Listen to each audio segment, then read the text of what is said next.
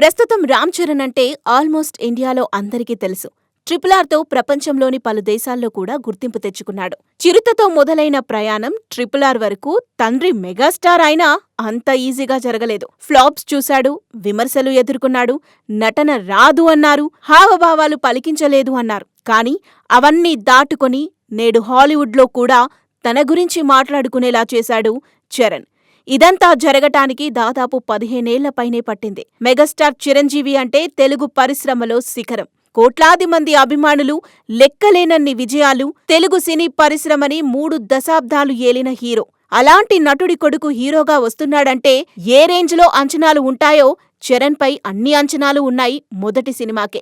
అందులోనూ mass director puri Jagannadh చేతుల మీదుగా లాంచ్ అవుతుండటంతో చరణ్ మొదటి సినిమా చిరుతపై భారీ అంచనాలు నెలకొన్నాయి. వాటన్నింటినీ చరణ్ నిలబెట్టాడు. మెగాస్టార్ కి తగ్గట్టుగా ఒక మంచి మాస్ కమర్షియల్ సినిమాతో వచ్చి ఫైట్స్, డాన్సులతో కుమ్మేశాడు. ఇక రెండో సినిమాకే మగధీర అంటూ ఇండస్ట్రీ రికార్డులు బద్దలు కొట్టేశాడు. ఈ సినిమాలో మెగాస్టార్ గెస్ట్ అపీరియన్స్ ఇవ్వటంతో ఫ్యాన్స్ మరింత పండగ చేసుకున్నారు. దీంతో చరణ్ పై మరిన్ని అంచనాలు పెరిగాయి. తండ్రిని మించిన హీరో అవుతాడని అంతా భావించారు. కానీ మూడో సినిమా ఆరెంజ్ దారుణమైన పరాజయం చూసింది. సినిమా సాంగ్స్ పెద్ద హిట్ అయినా సినిమా మాత్రం ఫ్లాప్ అయింది. ఆ తర్వాత రచ్చ, నాయక్ కమర్షియల్ గా ఓకే అనిపించాయి. ఆ తర్వాత తీసిన Hindi, Telugu bilingual Zanjeer cinema flop అయింది. ఆ తర్వాత ఎవడు యావరేజ్ గా నిలిచింది.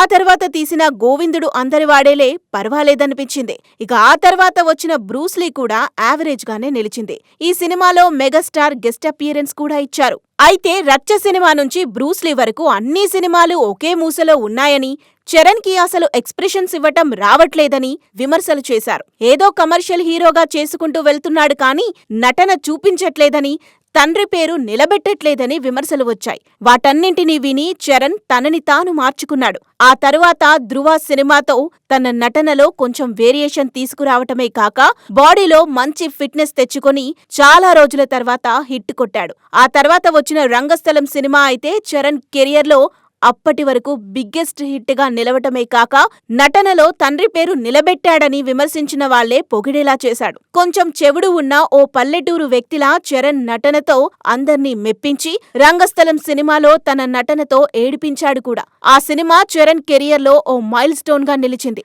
మెగాస్టార్ కూడా స్టేజ్ పై అందరి ముందు రంగస్థలం గురించి, అందులో చరణ్ నటన గురించి గర్వంగా పొగిడాడు.